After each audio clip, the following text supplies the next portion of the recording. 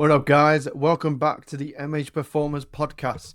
I'm your host, Miles Harrison, and if you're new here, this show is all about the three pillars: building skill, developing capacity, and expressing performance. Now, today, I want to be jumping on about a situation we've all dealt with in the past. Those weeks where the schedule just explodes, maybe work starts piling up, the kids start to get a little bit hectic, or you just flat out run out of hours in the day. Usually when that happens, the first things people drop is the gym. They think, if I can't do a full hour session, what's the point? But that's exactly the mindset we need to shift. I want to give you a clear way of thinking about shorter workouts so you can actually move the needle rather than just being something you just get through. Because look, most of the time, the struggle isn't a lack of discipline. It's just that life gets in the way. And if you're balancing a career, a family, you've got sport games, sports practice, you need an insurance policy for those golden weeks.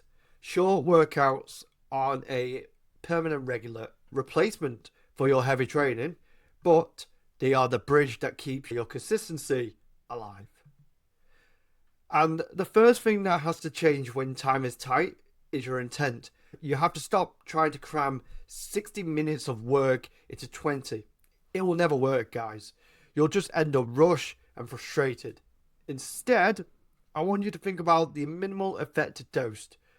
What is the least amount of work you can do to keep your progress moving?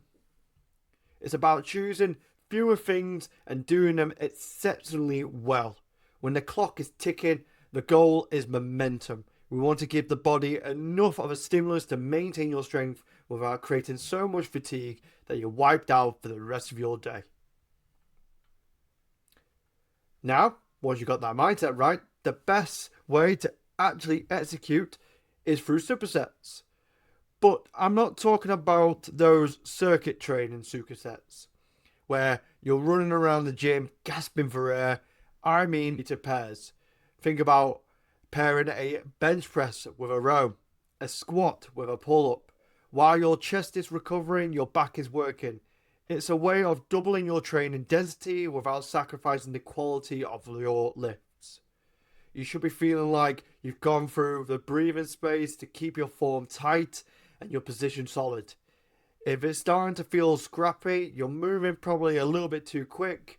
The goal here is to save time, but not lose the control of the movement. That leads us to the big question. If I'm cutting the workout short, do I lift lighter? Actually, it's the opposite. When time is short, intensity is your best friend, not volume. This is where most people probably get confused. They think they need to do 10 different exercises for it to count. In reality, if you push a set to a high intensity, meaning you're finishing within a rep or two of failure, 1 to 2 of high quality sets can give you a massive training effect, especially on a busy week. I'd rather see you do an all-out set of a heavy press than sets of mediocre work because you're in a rush. But to make that intensity work, you have to pick the right exercises. When you've only got 20 or 30 minutes, you have to focus on the big rocks. We're talking about compound movements. Your hinges, presses, pulls, and squats. These are the movements that uses the most amount of muscle mass that gives you the biggest bang of your buck. Isolation work like curls or lateral raises are great, but when the clock is against you, they need to take a back seat. You drive the session with the big movements first. This is also why I'm such a big fan of full body workouts. They are the ultimate busy life hack. If you're on a rigid leg day, arm day split and you miss a session, your whole week feels like it's falling apart. But with full body work, every time you step into the gym, you're hitting the basics. It removes the pressure and keeps things flexible. Now, before I go any further, just a quick reminder, if you're finding these episodes helpful, please take a second to share it or leave a review. It really helps out the show grow.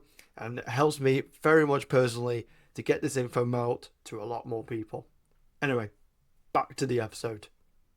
I like to think about those short sessions in the same way as I like to think to do about this podcast, really. Some of these episodes are going to be long, deep dive masterclasses, in my opinion. Others are going to be a little bit shorter and a bit more punchier. But all of these are the same process.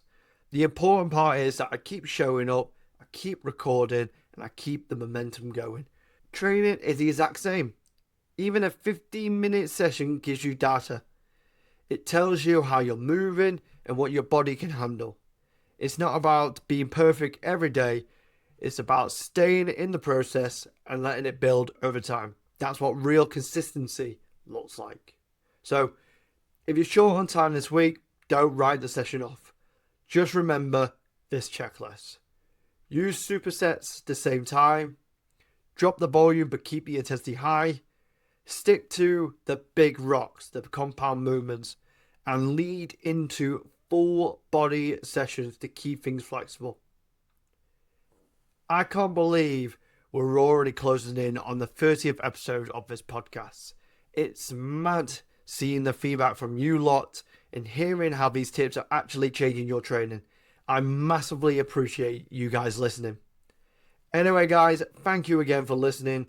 Keep training, keep focused, and as always, improve your performance. I'll see you guys in the next one.